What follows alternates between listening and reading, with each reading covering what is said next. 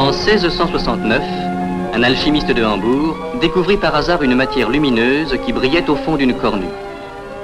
Cette substance, le phosphore, qui entre dans la fabrication des allumettes, est une source de lumière et de chaleur.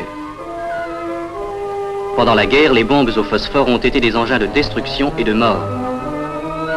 Mais on ignore que le phosphore est indispensable à l'épanouissement de tout ce qui palpite dans la nature, qu'il est une des sources de la vie.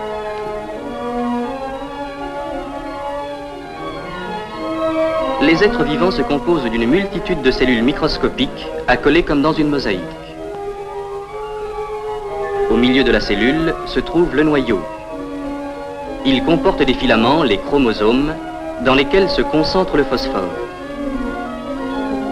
Ce noyau est comme celui des fruits, l'organe de la croissance et de l'hérédité. Il est donc à l'origine des phénomènes fondamentaux de la vie. Le phosphore joue un rôle primordial dans la formation du squelette.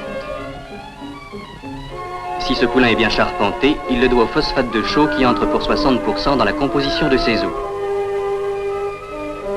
C'est aussi un composé phosphoré qui libère l'énergie nécessaire à la contraction musculaire.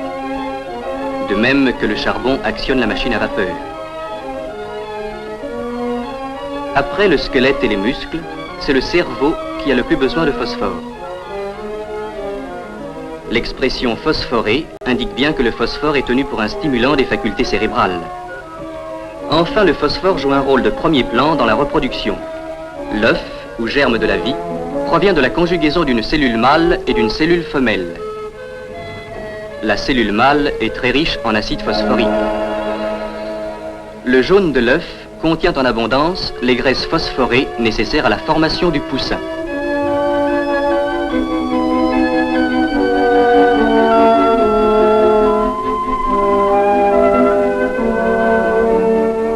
Le lait renferme aussi une forte proportion de phosphore et de calcium. Il est indispensable au premier stade de la croissance. La cellule est animée d'une vie intense. Le microscope permet d'y déceler un perpétuel mouvement du cytoplasme, analogue à la circulation sanguine, ainsi que de constants échanges avec les cellules voisines. Mais la cellule n'est pas éternelle. Il arrive un moment où sa vie se ralentit. Peu à peu, les mouvements intérieurs diminuent pour cesser complètement. Quand la cellule meurt, d'autres doivent la remplacer. Les innombrables cellules dont nous sommes nous-mêmes constitués consomment donc chaque jour une certaine quantité de phosphore. En moyenne, 3,15 grammes par jour et par personne. Pour 40 millions de Français, 6 000 tonnes par an.